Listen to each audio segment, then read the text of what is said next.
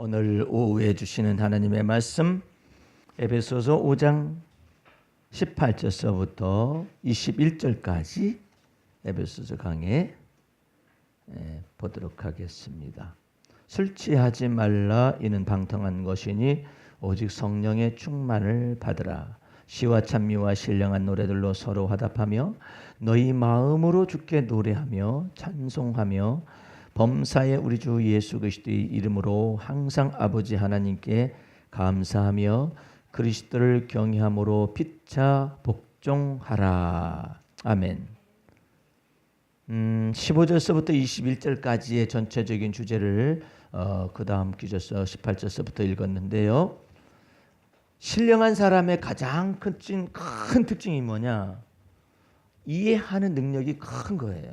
이해하는 능력의 깊이, 높이, 넓이, 길이를 알게 되면 그것이 곧바로 사랑하는 능력으로 다가오게 됩니다. 생각의 힘이라는 것이 있잖아요. 생각의 힘 그렇게 표현을 하는데 여러분들 그러면 어떻게 하면은 이해하는 능력 understanding이라고 그러는데 그걸 늘릴 수가 있느냐? 사람을 정의하자면은 가장 좋은 한국 속담이 있는데 우물 안에 개구리라는 거예요. 우물 안에 개구리는 우물에만 살기 때문에 밖을 나가보지 못했죠. 그래서 우물 안에 개구리는 우물에 비춰진 하늘만 볼 수 있습니다. 그래서 하늘은 우물만하다 라고 생각을 하는 거죠. 계속 우물에서 하늘을 쳐다보니까 우물 코딱지만한 하늘이 보일 뿐이죠. 그게 사람의 마음을 의미하는 거예요. 근데 그 개구리가 우물을 탈출하게 되는 날 이제는 하늘이 얼마나 큰 것인가를 알 수가 있어요. 우리는 민족주의라는 것이 굉장히 열등감의 배후 속에서 그 자부심을 강조하기 위해서 여러 가지 내용들이 있었어요. 또 그냥 떼국이라고 하죠. 떼국. 그 중국을 대국이라고 하거든요. 떼국이라고 하잖아요. 대국 밑에서 이렇게 우리는 오랑캐라고 그랬어요. 그들이 부를 때 우리를 오랑캐라고 그랬어요. 동이 민족이라고 하죠. 중국에서 봤을 때 쬐끄만한 나라인데 동쪽 오랑캐 이렇게 불렀다. 동이 민족이다. 그렇게 부르는데 또 우리나라를 그냥 막 압제를 가하고 수탈을 하고 막 이러니까 우리나라에서도 자부심과 그것을 하기 위해서 우리나라의 가을 하늘처럼 가을 하늘 공활한데 높고 구름 없어 이러더라. 그러니까 우리가 하도 배우다 보니까 우리나라 하늘만 가을인 줄 알았어요. 우리나라 단풍만 그렇게 아름답다 생각해. 캐나다 갔더니 가을 하늘 공활한 것이 대륙만큼 커져. 단풍이 얼마나 예쁜지 저런 좋은 사람들 같으니라고 태극기를 갖다가 그 나라의 국기를 단풍을 갖다 그려놓았네. 천하의 무식한. 우리는 알다가도 모를 태극 사상이 그 안에 그려져 있어요. 그리고 저거 그리는 것도 얼마나 힘들어. 이 3, 4, 5, 6 이거 있잖아요. 이거 건건감인지 간곤검인지 건곤감인지 우리도 여태까지 이게 살아서 몰라. 그리고 여러분들이 지금 파란색 위에 밑에 빨간색이 있는지 빨간색 위에 밑에 파란색이 있는지 태극이 어떻게 돼 있어요? 그것도 어려워요. 굉장히 어려운 사상을 철학적 사상을 거기다 딱 집어넣어. 그러니까 어려워요. 그런데 국화는 굉장히 촌스러운 걸 또 갖다 놓. 무궁화꽃 갖다 놓잖아요. 그러니까 뭘 그리워하느냐면 사쿠라를 그리워하고 앉아. 벚꽃을 그리워하고 앉아 있어요. 무궁화는 국화로 삼아놓고 벚꽃을 그리워해요. 그러니까 벚꽃만 폈다면 사람들이 막 그 벚꽃 아래서 막 즐거워하는데 무궁화 핀 동산에 가서 즐거워하는 사람 말고. 어쨌든 굉장히 그 사변적이고 철학적이고 형이상학적인 이 민족의 두뇌 구조를 이야기를 하고 있거든요. 장단점은 있어요. 있는데 그냥 우물 안에 개구리라는 그 의미를 이것을 벗어나지를 못하는 것이죠. 예? 근데 이것이 무엇을 의미하느냐면은 인간의 마음의 한계를 의미하는 거예요. 우물 안에 갇혀진 사람은 우물 안에 있는 하늘만 볼 수 있을 뿐이다. 하늘은 굉장히 광대무변할 정도로 이렇게 커다란 건데 그걸 모르는 것이죠.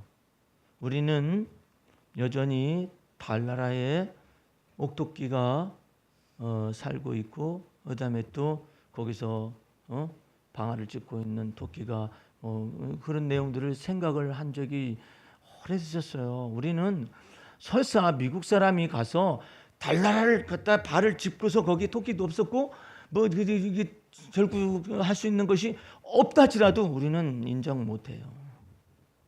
네, 우리는 그래 달나라에서 너희들이 가가지고 발을 내딛었다 할지라도 우리 마음속에 영원히 달에서 토끼가 이렇게 방아 찧는 모습에 그런 것들을 그리워하고 사모하는 민족이에요. 굉장히 다른 사람들이에요. 많이 다른 사람들이에요. 많이 다르기 때문에 우리는 그냥 핵탄두가 날아다니고 그런다 할지라도 겁내지 않아요. 우리는 애국가 가사에서부터 다른 나라가 흉내낼 수 없는 그런 것이 있어요. 영국의 국가라든지 애국가라든지 그런 데 보면 막 멋있는 막 그런 클래식 같은 그런 것들 막 들어있고 미국도 막 어쩌고 그렇게 있다 할지라도 세상에 이런 가사는 없어요. 백두산이 마르고 닳도록?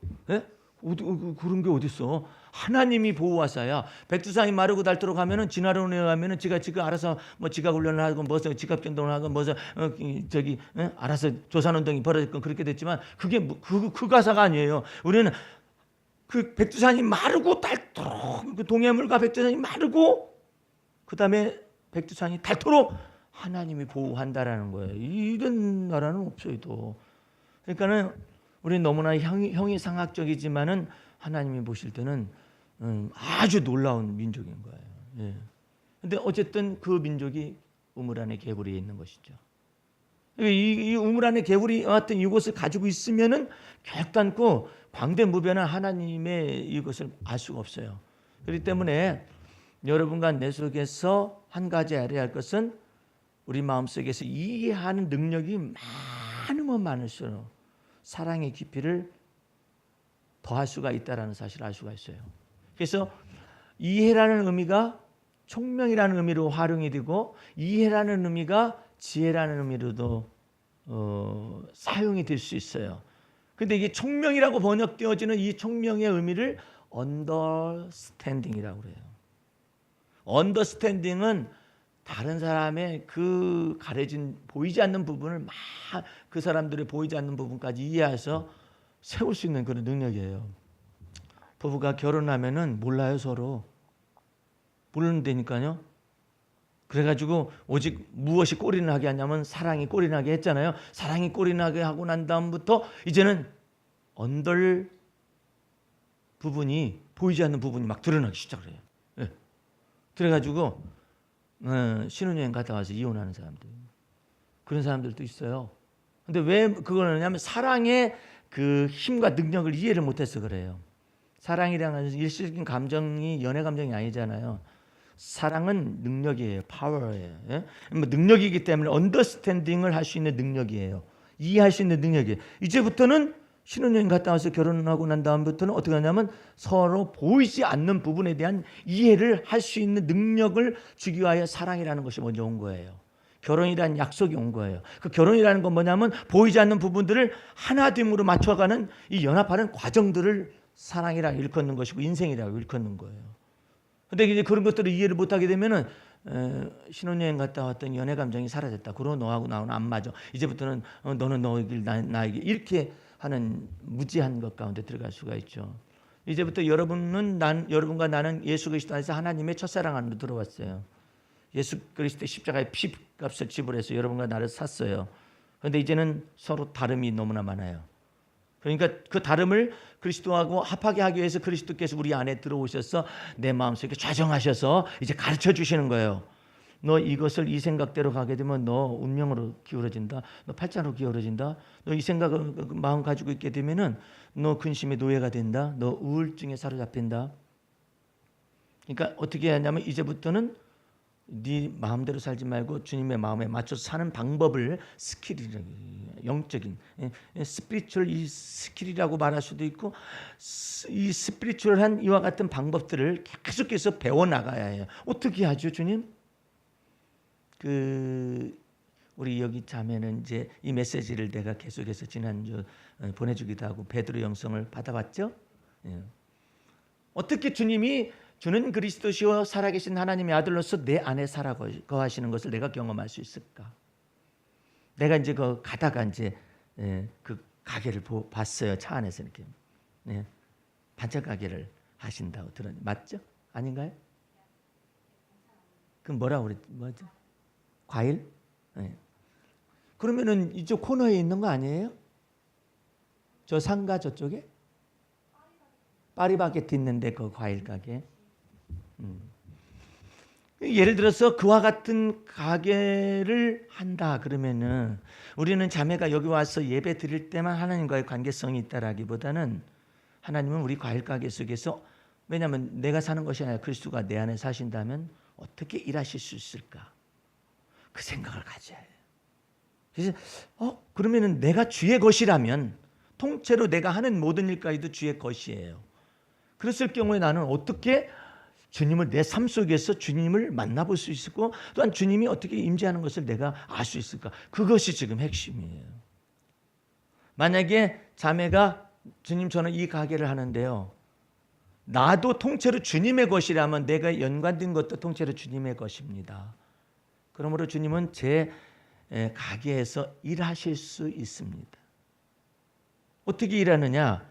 예를 들어서 예배당에 나올 때만 신령한 것이 아니라 과일 가게 속에서 내가 있을 때조차도 주님은 내 속에 임재하실 수 있다면 나는 주님 안에 있고 주님은 내 삶 속에 들어와 계시는 거죠. 어떻게 할 수 있느냐?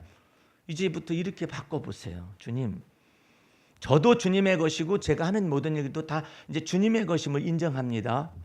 그렇다면 이제부터는 주님, 이 과일 가게 속에 사람을 보내실 분도 주님이십니다. 요렇게 믿는 거예요. 여태까지 안 했으면은 이제 이후로 일하셔야 해. 주님이 나를 위해서 일하셔야 해. 그것을 보고 주의 일이라고 그래요. 주의 일은 주님이 일하는 걸 주의 일이라고 그러고 내가 일하는 건 내 일이라고 그래. 예. 개가 짖는 건 개가 하는 일이겠죠. 그죠? 근데 주의 일이라는 의미를 우리는 내가 목회를 하거나 아니면 전도를 하거나 이런 걸 주의 일이라고 생각하는데 그게 아니라 주님이 내 안에 들어오셔서 하시는 모든 일이 다 주님의 일이에요. 그러니까 내 가게에서 주님이 일을 행하시려면 어떻게 하냐면 이제 주님 이전까지는 제가 몰랐었는데요. 이제 이후로부터 이제 예배드린 이후로부터라도 이제 알았다면은 이제 이후로부터 주님 저희 가게에서 사람을 보내실 분은 주님이십니다. 그걸 마음속에서 믿고 매일 얘기를 해야 해요. 주님 어제 이제 그리고 또 전날 밤에 같으면 이제 오늘 저녁 때 같으면 내일을 위하여서 기도할 때 주님 제가 주님께 한 가지 외람되지만 얘기하고 싶은 게 있는데요. 내일 어쨌든 오늘부터 주님은 저하고 이제 계약이 돼가지고 우리 가게에서 일하시기로 했는데 내일 사람을 보내셔야 할 게 아닙니까? 근데 저녁 때 얘기하는데 제가 내일 올 사람들을 미리 축복을 다 하겠습니다. 누군지는 몰라요. 저희 가게에 올 사람들을 미리 축복을 다 예수 이름으로 하겠습니다. 그리고 내일 손님을 보내실 사람들은 저희 가게로 보내실 분들은 보내실 분은 바로 주님이십니다. 하나님 주님의 주권을 막 인정해 드렸어요. 그러면 내일 아침부터 가가지고 누가 오는가 이렇게 쳐다봐요. 누가 오는가 쳐다보는 것이 아니라 주님이 누구를 보내시는가를 쳐다봐요. 어젯밤에 내가 믿고 주님께서 손님을 보내실 것을 믿었고 내가 그 사람을 축복을 했는데 누군가 했었더니 바로 이 사람이 왔네? 손님이 달라 보여요. 이 사람은 지발로 걸어온 게 아니라 주님이 보내서 온 사람입니다. 그래서 주님은 이 가게 속에서 일하시는 거예요. 네? 그렇게 일하시면 재밌지 않겠어요? 어라? 저 사람 내가 어젯밤에 축복한 사람인데 이 사람이 왔네? 네?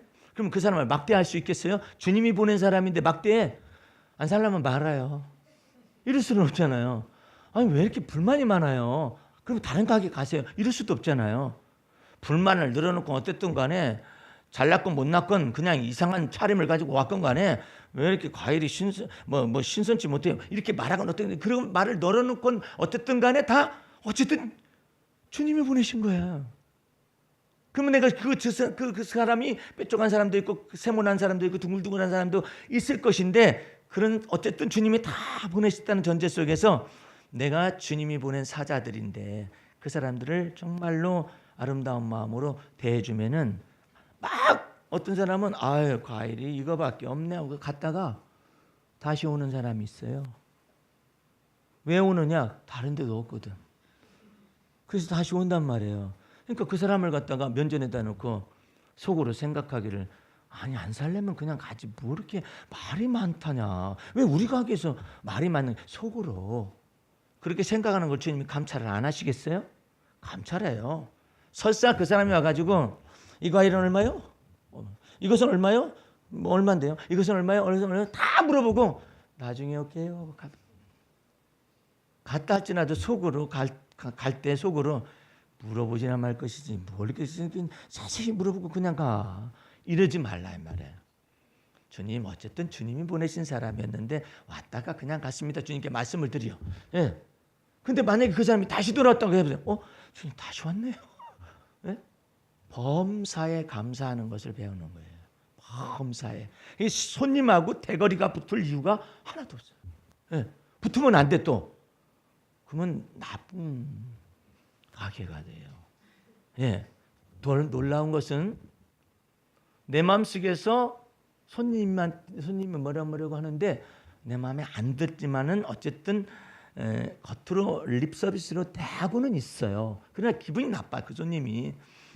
그러잖아요. 그 마음이 딱 되잖아요. 내 마음속에 판단이 돼가지고 되잖아요. 그 순간에 손님은 알아요.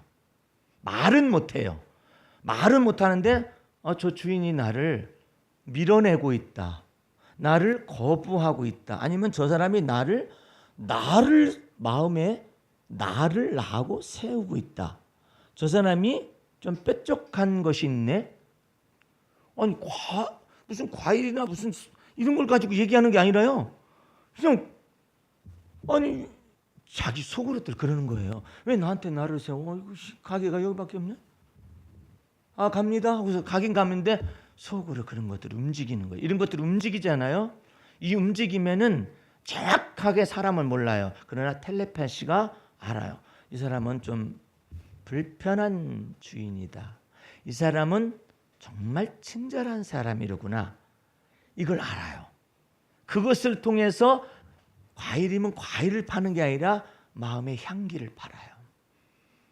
그걸 누구한테 배워야냐면 예수님한테 배워요. 만약에 나만 혼자 그냥 뭐 어떡 이랬는데 나를 변호해 줄 분이 없다면은 나는 억울해요. 내가 이 가게를 차린 내가 억울한 거야. 내가 이 지역에다 이거 한 것이 억울한 거예요. 그러나 나를 변호해 주실 분이 계시다면은 주님 제 마음 아시지요?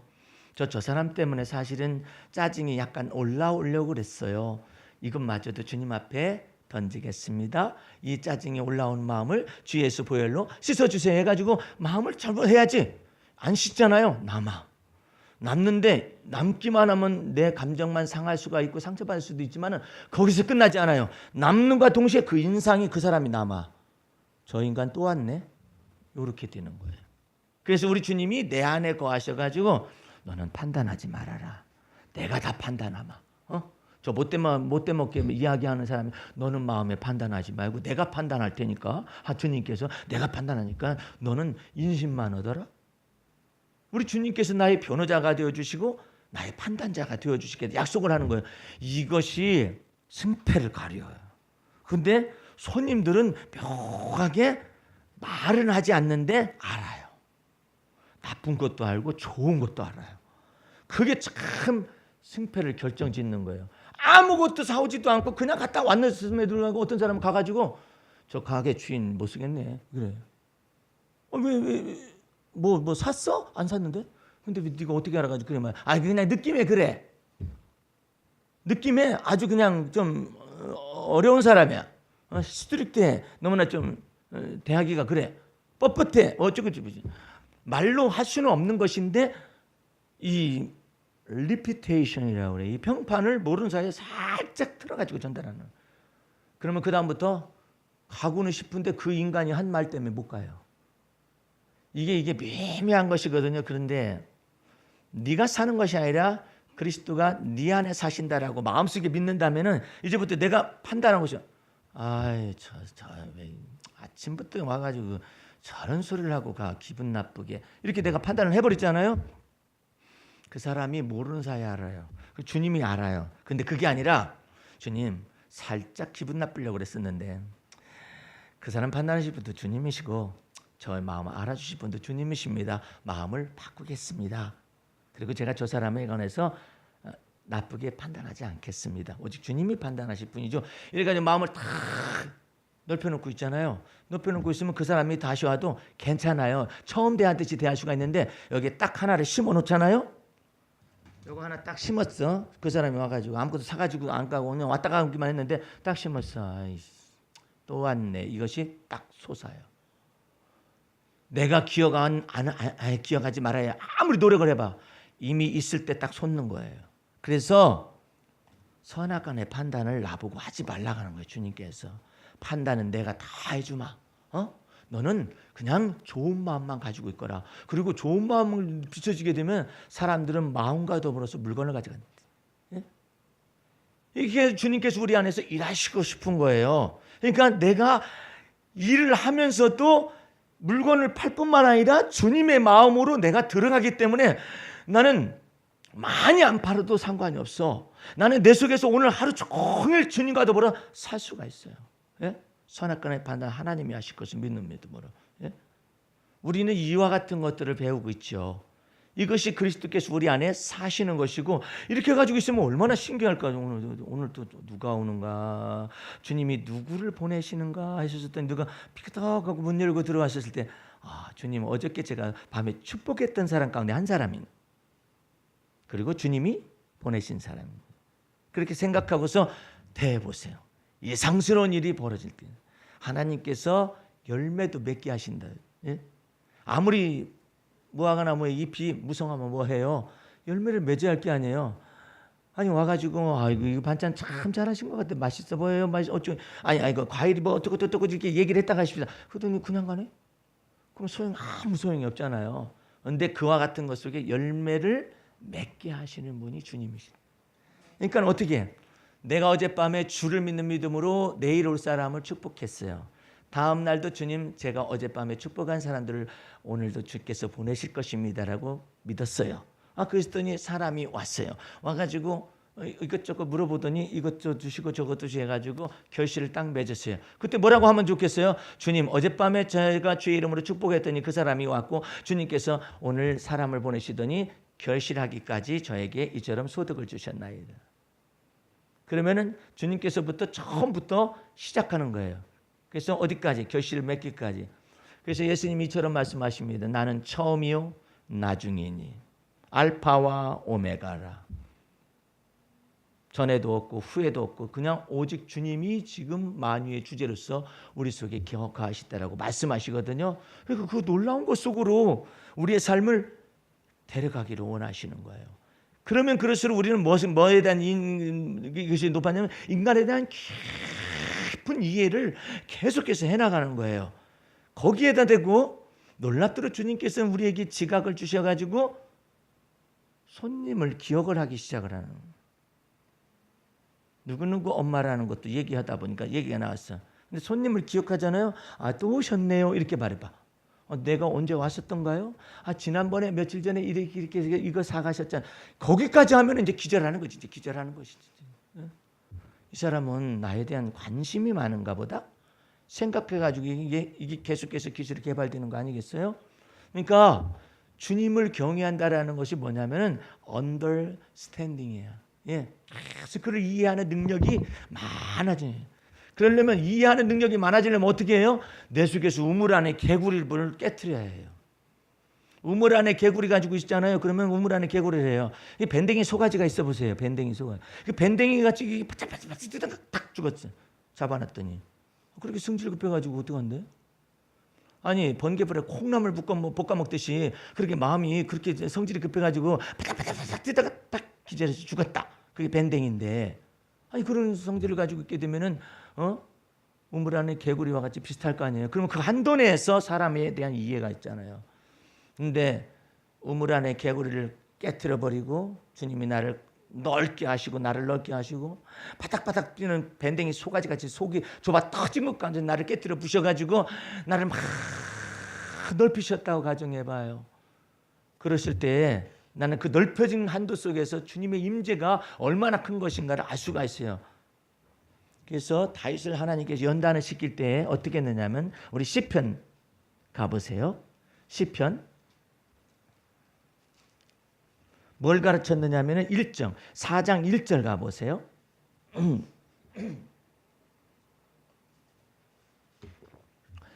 다윗을 얼마나 속을 넓혔는지 4장 1절 내 의의 하나님이여 내가 부를 때 응답하소서 곤란 중에 나를 너그럽게 하셨사오니. 곤란한 것에다 집어 던지고 집어 던졌다 빼냈다가 이렇게 해가지고 그 속에서 나를 어떻게 하냐면 막 깨트려 부신 거야. 나를 깨트려 부르셔가지고 그렇게 나를 막 넓히신 거예요. 막 밴댕이 속아지고 깨트려 부시고 그냥 막 참지 못하는 것도 막 깨트려 부시고 성격도 막 깨트려 부시고 다 깨트려 부셔가지고 고운 가루 만들어가지고요 나를 그렇게 해서 사람을 이해하는 능력을 막 이렇게 하시는 거예요. 이런 사람도 있고 저런 사람도 있고 저런 사람도 있구나 이런 것들을 막 넓게 하셨어요. 사도 바울은요 지적인 두뇌가 너무나 발달되어 있기 때문에 사람을 이해하는 능력이 너무 적었어요. 사람을 이해하는 능력이 없어요. 그러다 보니까는 사도 바울은 탁탁 잘라내긴 잘해. 그리고 업무를 수행하되 나의 갈 길 다 가도록 하면서 사명을 위해서 죽으리라 이런 사람이에요. 그런데 주님은 그렇게 가르치지 않아. 너 사명을 위해서 죽는다 하면서 사람 잡게 생겼다.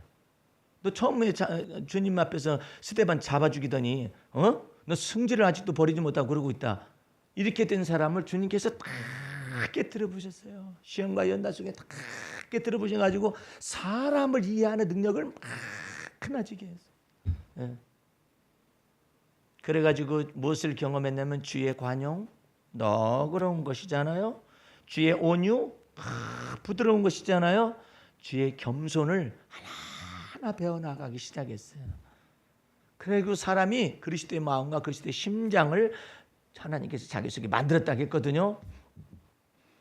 여러분과 내 마음속에서 무엇을 주께서 원하시는가를 잘 알기 시작하면 이처럼 곤란 중에서 하나님이 왜 나를 이 곤란 가운데 빠뜨려지게 하시느냐. 그것은 곤란 중에서 내 속 좁아 터진 마음을 막 너그럽게 크게 해주시기 위하였습니다.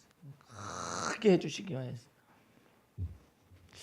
지난번에 무슨 TV 프로그램을 잠깐 봤었더니 뭐 차트를 어찌 달리는 뭐 그런 것이 있더라고. 그래서 우연히 보다 보니까 가장 1번 중에서 그냥 눈 뜨고 못 볼 만한 그런 사건이 있는데 그게 뭐냐면 1번이 뭐냐면은 노르웨이인가 거기에 왕세자비가 되는 사람이에요.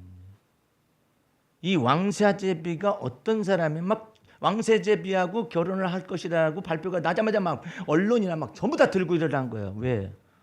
그 왕세자비는요 마약을 하던 사람이에요. 처녀 때 마약 하던 사람이고 또 마약 하던 사람하고 꼬임을 받아가지고 자식까지 하나 낳았어요. 그 마약에다가 그 다음에 또 그 자식까지 이미 결혼도 하지 않았는데 자식까지 낳는다. 이렇게 이런 여자인데 그런 여자가 그 노르웨이의 왕자하고 더불어서 클럽에서 만나가지고 춤추다가 눈이 맞았어요. 눈이 맞아가지고 결혼을 하게 됐대요. 이제 결혼을 그냥 발표를 하게 됐는데 막 다 들고 일어나가지고 온 국민 전체가 다 반대하는 것이죠. 그랬을 때 이 여자가 다음 날 간절하게 눈물로써 호소를 했어요. 무엇을? 저는 이전 날에 이런 경력이 있었음을 다 인정합니다. 자식도 있었던 여자입니다. 다 인정을 다 했어요. 그러면서 막 눈물로써 호소를 했어요. 만약에 저에게 인생에 다시 한번 기회를 주신다면 제가 반면교사를 삼아가지고 이제 제가 정말 국민들 마음에 실망시켜드리지 않겠습니다 하니까는 갑자기 언론이 돌아섰어요. 돌아서가지고 마침내 결혼을 하게 됐어요. 결혼한 이후로부터 180도로 다 변했어요. 사람이. 자기가 그 구석구석에서 그냥 있었던 것을 다 알기 때문에 마약 치유센터라든지 그런 것들을 건립을 한다든지 뭐 해가지고 막 하고 얼마나 그 행실이 다 바뀌었었던지요. 사람들이 국민이 막 감동을 한 거예요. 감동을 해가지고 어떻게 했느냐. 자기 혼의 가운데서 낳았던 자식도 그냥 거기 노르웨이 왕족의 일원으로 딱 입양을 시킨 거예요. 그것도 허락을 해준 것이죠. 여러분들과 내 삶 속에서 주님이 곤란과 시련과 연단을 많이 주실 때 팔자 세다 생각하면 팔자 센 거예요. 근데 반대로 다윗처럼 하나님께서 곤란 중에다가 나를 집어넣고 뺐고 집어넣고 뺐다 해가지고 나를 그렇게 하시나이다. 이것을 배우게 되면은요 주님의 관용이 여러분 안에 만들어지는 거예요. 그래서 이해하는 능력이 많아지게 되는 거예요. 조금만 이제 시편 폈으니까 마저 19편을 펴보세요. 주의 관용을 만들어냈을 뿐만 아니라 18편을 펴보세요. 18편 35절 보세요. 18편 35절 주께서 또 주의 구원하는 방패를 내게 주시며 주의 오른손이 나를 붙들고 주의 온유함이 나를 크게 하셨나이다. 그 주의 온유함을 배우게 한 거예요. 다윗의 마음속에 부드러움을 막 만들어내시니 주의 온유함을 만들어내기 시작하는 거예요. 그렇게 하니까 여러분들 잠언에 이런 내용이 있어요. 부드러운 혀가 뼈를 꺾느니라. 부드러운 혀가 뼈를 꺾느니라. 그리고 관원 앞에서 말조심을 하라고 그랬어요. 관원 앞에서 오래 참으면은 네 소원을 이루어 주실 것이다 그랬어요. 여러분들 공무원 중에서 말단 공무원 싸움 붙었다가는요 아무것도 되는 일이 없어요. 함부로 그렇게 하면 안 돼요. 관원은 나름대로 저것을 가지고 있잖아요. 공권력을 나름대로 가지고 있잖아요. 근데 그 관원을 무시하고 말해, 앞에서 저거 안 된다 해가지고 위로부터 내려오기 위해서 내가 위에 주민들 관할하는 그 중에서 주민센터장님한테 내가 얘기해가지고 어떻게 해서 내려오잖아요. 성질내서 막 안 해줘요, 안 해줘. 그러니까 이 관원과 더불어서 이야기할 때 자기가 뭐가 원하는 것이 있잖아요. 부드럽게 해야 되지. 부드럽게 해야 하는데 그것이 안 되잖아요. 그러게 되면 그 사람이 길을 막아버리세요. 아니면 연장을 시켜버려요. 예. 이런 것이 있어요. 그러니까 부드러운 혀가 뼈를 꺾는다는 거예요. 여러분들 이빨이 오래 살겠어요? 혓바닥이 오래 살겠어요? 이빨이 오래 살아요? 혓바닥이 오래 살아요? 혓바닥이죠. 혓바닥이 부드럽지만 오래 있죠. 이빨이야 그냥 10대 때부터 일 갈아 끼우고 그냥 어떻게 하고 막 이러지만은 혓바닥 뺐다 껐다 뭐 그럴 수는 없잖아요. 예? 부드러운 혀가 뼈를 꺾는단 말이에요. 그러니까 그것을 우리 가르치기 위해서 주님께서 곤란 중에다 나를 집어넣었다 뺐다가 내 마음속에서 주님께서 넓히시기 위해서 이렇게 계획하고 계신 거예요. 주님이 우리 안에 들어오셔가지고 해야 할 일이 뭐냐면 너 이거 생각하는 바가 왜 이렇게 좁냐? 너 이렇게 마음 씀씀이가 왜 이렇게 좁아 터졌니? 아니 너는 왜 이렇게 그냥 다른 사람하고 섭섭한 것이 그렇게 많이 걸려? 너 속이 너무나 좁은 거 아니냐. 이걸 처음부터 깨트려 부셔가지고 나라 하여금 너 그렇게 하시고 주의 온유와 겸손으로 내 마음을 갖다가 다 둘러주시기 위해서 이게 우리 안에 들어와 좌정하시는 거예요. 그래가지고 이렇게 둘러도 안 걸리고 저렇게 둘러도 걸렸다 할지라도 금방 풀고 이러면 얼마나 좋아. 그냥 맺혀가지고 이틀 지나가고 3일 지나가고 일주일 지나가고 한 달 지나가고 몇 년짜리도 있고 수십 년짜리도 있고 묵은 감정들을 이렇게 가지고 살게 되면은 자기만 손해예요. 자기만 손해야. 예. 그래서 무릇 지킬 만한 것보다 네 마음을 지켜야 하는데 못 지키기 때문에 그리스도께서 내 안에 사시겠다 이 말이에요. 그거 사셔가지고 뭘 해요? 이해력을 넓혀주기 위해서 뭐예요? 선악간의 판단은 내가 한다. 너는 하지 말고 너는 기뻐하고 즐거워하고 너는 범사에 하나님께 감사만 해라. 그러면 판단은 내가 다 해주겠다. 예? 너를 대해 함부로 말하는 사람 판단도 내가 선악간의 판단 내가 한다. 하나님께서 말씀하셔요. 너는 선악간의 판단하는 소리를 들었다 할지라도 주여 주께서 저는 판단을 멈추겠습니다. 그 판단은 주님이 하실 것이고 저는 그 사람을 갖다가 축복합니다. 이렇게 하라는 거예요. 그러면 하나님께서 그것을 보시고 이 판단 선악간의 판단을 내리셔가지고 공평하신 하나님이 공평하신 하나님의 방법대로 처리를 하겠다 이 말이에요. 너는 정말 복의 근원만 되거라. 예? 그거 얼마나 좋아요. 여기 이제 우리 자매님이 이제 아까 방법을 가르치셨는데 주님 내일 저희 가게에 보내실 사람들을 주님 축복합니다 해가지고 축복을 딱 했더니 오자마자 그냥 아주 그냥 뾰족한 손님이 온 거야. 그래가지고 생각하기를 주님 어제 제가 그렇게 축복했는데 어떻게 이렇게 이런 인간을 보냈어요? 이럴 수도 있어요. 왜 그런 사람을 보내느냐? 너 첫 판부터 첫 손님부터 내가 이런 뾰족한 손님을 보냈을 때 너 진리 가운데로 네 마음이 있는가? 선악간의 판단 하나님이 하실 사람이죠. 이렇게 생각하는가? 아니면 네 판단대로 해가지고 오늘 하루 망칠래? 저희 아버님도 그 슈퍼를 하셨었기 때문에 첫 손님이 여자가 오잖아요. 퇴퇴 가고 난다. 여자가 오면 그때 당시에는 그런 소문이 있었어요. 아침부터 게시하는 손님이 여자가 오면 종일토록 기분 나빠. 또 이런 것도 있어요. 전설 같은 것이 있어요.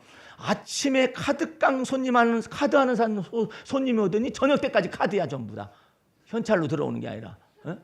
뭐 이런 전설도 여러 가지 상인들의 속에서 있는 무슨 타부라는 것이 있잖아요. 금기시하는 것들이 여러 가지가 있어요. 저희 아버님은 이제 연세가 많이 드신 분으로 이제 소천을 하셨지만은 그때 당시에는 그냥 여자 손님이 오면은 아유 오늘 재수 더럽게 없게 생겼다. 가고 난 다음에 그다음에 어떻게 하느냐? 그 재수를 없애는 방법이 있어요. 소금 언약을 믿었어요. 소금을 뿌려. 성경 속에 소금 언약이 나오는데 그거하고는 전혀 다른 거예요. 재수 나쁜 걸 뿌린다 이게 뿌려가지고 없앤다 이것이죠. 어쨌든 그런 것이 있었는데 그걸 그렇게 운명 지우는 말을 함부로 뱉으면 안 돼요. 자기 자신을 함부로 운명 지우면 안 돼요. 나는 왜 이렇게 하는 것마다 되는 일이 없느냐 이렇게 말하지 말라 이 말이야. 예? 범사에 오히려 하나님을 인정하고 범사에 감사할지언정 아니 오늘 손님이 그래 카드 쓰는 손님이 그것도 5,000원어치 뭐 사면서 카드 해달라고 한다든지 약국은 또 달라요. 약국은 200원짜리도 카드 해달라고 그래요. 약국은 더 신사적인 것 같죠? 아주 뭐 그건 괜찮은 직업 같죠? 아이고 200원짜리도 있고 300원짜리도 있어요. 그런 사람이 와가지고 카드 딱 내놔보세요. 카드 안 하잖아요? 그러면 딱 찔러버려요. 카드 안 받는다고? 그럼 더 복잡하잖아요. 너는 판단하지 말고 네가 선악간에 네가 판단의 주체가 되지 말고 그 판단은 주님께 맡기고 너는 그냥 네가 감정이 선악간의 판단으로 감정이 생기는 건데 악감정이 생기는 건데 악감정이 없으니까 선악간의 판단하지 네가 하지 않으니까 악감정도 없을 거 아니냐. 그러니까 너는 친절로 대하고 범사에 하나님을 인정하고 감사하고 그러거라. 그러면 마침내 내가 네게 복을 부어주리다. 예? 그렇게 생각하는데 그걸 갑작스럽게 달아가지고 막 뒤통수를 탁 칠 때가 있어요. 나 어저께 메시지를 그런 메시지 들었는데 오늘 하필이면 그런 사람이 와가지고 나를 막 속을 뒤집어놨다고. 뭐서로 뒤집어놨다라고 생각해. 그 사람이 왔을 뿐이잖아요. 근데 우리는 어떻게 생각하냐? 속을 다 뒤집어놔가지고 오늘 하루 종일 그냥 기분 나쁠 것 같다라는 느낌 속에 있어요. 그냥 한 사건이잖아요. 근데 그걸 침소봉대하는 거예요. 내 속에서. 그걸 보고 운명 지워진다 그래요. 자기를 운명 지으려고 하는 그런 생각들이 있거든요. 이걸 다 하나씩 없애기 시작하는 거야. 나는 이전 날에 무슨 생각했냐면 새벽 기도를 목숨을 걸었었잖아요. 이전 날에 신앙생활할 때 새벽 기도에 새벽에 못 일어날 때가 있어요. 그러면은 낙심이 돼가지고 6시면 5시를 못 맞춘 거야. 그러니까 5시 20분이 된 거예요. 그러면 내가 낙심돼가지고 아예 교회를 안 나가버려요. 새벽 기도를 안 나가잖아요. 그러면 종일 우울해요. 왜? 누가 그렇게 했을까요? 내가 그냥 나한테 그렇게 한 거예요. 무리 지킬 만한 거다 내 마음을 지켰어야 했죠. 새벽에 늦었을 뿐이잖아요. 그러면 넉살 좋은 사람 같으면은 아마 5시 20분쯤에서 새벽 기도 시작해가지고 거의 끝날 때가 됐었어도 와서 앉을 수 있을 거예요. 근데 나는 너무나 자의식이 너무 강했어요. 자의식이 너무 강해가지고 자의식이 강하면은 똥꼬집이라는 것이 생겨요. 근데 낮은 자존감이라는 것이 생겨요. 그래가지고 하루 종일 차라리 안 가는 게 나아. 예, 그래가지고 안 가버려요. 안 가고 수 있는데 어떤 내 친구 중에 한 사람은 전혀 그런 마인드가 아니에요. 분명히 새벽기도 시간이 늦었거든요. 안 보여. 안 보이는데 30분에 나서 앉아 있어요. 근데 내가 혼자 생각해. 넌 무슨 낯짝으로 거기 30분에 와서 앉아 있냐? 이렇게 생각하는데 뭐 어때서? 그렇게 하고 앉아 있는데 나하고 자의식이 너무나 이 친구는 자의식이 별로 없어요. 없으니까 자의식이 없는 만큼 죄책감의 의식도 별로 없어요. 그래가지고 지는 편안하게 있는 거예요. 그래서 저 참 희한하다. 하나님이 저 인간은 그냥 가만 내버려두나? 누가 나한테 지금 징벌을 만들어내냐면 내가 나한테 진노하고 내가 나한테 징벌을 만들어내고 내가 나한테 죄의식을 만들어내고 내가 혼자 나에 관해서 그렇게 생각했을 뿐이야. 하나님은 차라리 그 사람이 더 나아요. 그때 당시에는. 그냥 그렇게 하고 새벽에 못 나갔으면 뭐 새벽기도 시간에 못 나갔으면 바로 그냥 나가면 되지 뭐. 나와가지고 앉아 있으면은 괜찮은데 내가 볼 때는 너 그렇게도 벼락 안 맞냐라는 생각을 그때 당시는 그랬었어요. 신앙생활이 어려서.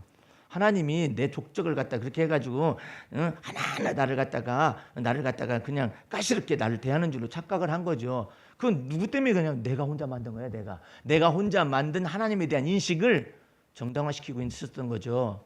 근데 내가 지금 이제 그때를 돌아보면서 어렸을 때죠. 그때 몇십 년 전의 일을 돌아보면서 내가 나를 생각할 때는 하나님이 누구 편이 되어 주셨겠느냐? 그 친구의 편이 되어 주셨을 거예요. 그러니까 여러분과 내가 주 안에서 무릇 지킬 만한 거다 마음을 잘 지키되 그 감정선을 잘 지키고 기분선을 잘 지켜야 해요. 함부로 기분과 감정에다가 운명 짓게 하지 말라 이 말이에요. 자기가 오늘 이렇게 기분 나쁜 일 벌어진 거 보니까 하루 종일 그럴 것 같아. 그 생각은 어리석은 생각이에요. 벗겨내요. 차라리 그 생각 속에서 이렇게 하세요. 오늘 이런 일이 벌어지니까 오늘 좀 안 좋은 일이 벌어질 것 같아. 내 생각 속에서는 주님 그렇게 생각이 떠오르잖아요. 그러면 주님 제 생각 속에 이렇게 쫑알쫑알거리고 이렇게 생각하는 습관이 있었어요. 그러나 내가 이때 하나님을 찬양합니다. 하나님을 찬양합니다. 어떻게? 오늘 그 구절을 에베소서 넘어가 보세요. 하는 방법이에요. 19절 말씀 보세요. 에베소서 5장 19절 시와 찬미와 신령한 노래들로 서로 화답하거라. 오늘 하루 종일 기분 나쁠 것 같아라는 생각을 가지고 하루를 갖다 망치게 하지 말고 오히려 이때 범사에 하나님께 감사하고 이럼에도 불구하고 저를 이렇게 선택해 주셨지 않습니까? 하나님께 감사합니다. 아이고 주님 제가 이렇게 망가진 마음을 가지고 있지만 주님은 저를 새로 빚어 만드시기 위해서 제 안에 들어오셨습니다. 제 마음속에 정한 마음을 창조하시고 정직한 영을 새롭게 하시고 하시옵소서 해가지고 오히려 범사에 하나님을 인정하고 항상 기뻐하고 이것으로 다 바꾸라 이 말이에요. 그 다음에 20절 말씀 범사에 우리 주 예수 그리스도의 이름으로 항상 하나님 아버지 하나님께 감사하며 그리스도를 경외함으로 피차 복종하라 이랬잖아요. 이제 여러분들은 마음 바꾸는 걸 연습을 하되 진리를 마음에 두어서 마음을 바꾸시기 바랍니다. 어떻게 해요? 범사에 하나님 감사합니다. 이름에도 불구하고 저를 선택해 주셔서 감사합니다. 주님 제가 이 모양 이렇게 생겨볼 수밖에 없는 것이 저이지만은 하나님을 기뻐합니다. 찬양합니다. 주님께서 저와 같은 이와 같은 임에도 불구하고 저를 선택해 주셔서 감사합니다. 하나님 저는 이처럼 막 기분을 잘 다스리지 못하고 너무나 감정적이어가지고요. 너무나 내 마음속에서 그냥 이런 것들이 있어요. 그럼에도 불구하고 주님은 저를 선택하여 주셨어요. 주의 보혈로 저를 씻어주실 수가 있습니다. 해서 주님 앞에서 여러분 자신들을 다 주님 앞에 고백하기 시작하고 그중에 가장 귀중한 것이 뭐냐면 선악간의 판단 네가 하지 말아야 돼. 선악간의 판단 내가 나를 판단하지 않잖아요. 나를 죄책감으로 몰아넣지 않아요. 선악간의 판단을 다른 사람을 하지 않잖아요. 다른 사람으로부터 내가 자유해요. 나를 판단하지 않잖아요. 주님 판단할 걸 믿으면 나로부터 자유해요. 선악간의 판단을 부모님에 대한 선악간의 판단을 하지 않으면 내가 부모로부터 자유해요. 그런데 내가 선악간의 판단을 준 부모에 대해서 하잖아요. 부모의 인생이 곧 나의 인생이 돼요. 부모의 운명이 곧 나의 운명이 돼요. 선악간에 판단하는 것이 내가 하느냐? 그러면 안 좋은 감정이 생겨요. 악감정이 생겨요. 안 좋은 기분이 동시에 내가 만들어져 버려요. 그래서 내가 나를 짓눌러서 우울한 기분 속에 못 벗어나요. 하루 종일 우울할 수 있어요. 뭐 때문에 그러냐? 첫 술을 잘못 꼈어요. 선악간의 판단을 내가 함으로 인하여서 일들이 다 온 거야. 예? 그러면 누가 판단하느냐? 그것이 바로 그리스도가 내 안에 거하셔야 할 이유예요. 예? 여러분과 내 죄를 짊어지셨고 율법의 의를 갖다가 전부 다 율법을 다 마침이 드셔서 내게 믿는 자들에게 의를 주신 그 주님, 그 주님이 판단하시겠다 이 말이에요. 너는 복의 근원일 뿐이다. 너는 축복의 통로가 되거라. 예? 네 기분이나 네 감정을 함부로 망가뜨리거나 시간을 낭비하지 않도록 해라. 내가 너의 편이 되어주마. 그러니까 여러분들이 이 속에서 한번 살아보세요. 그러면 우리 주님의 놀라우신 은혜를 겪을 줄로 믿습니다.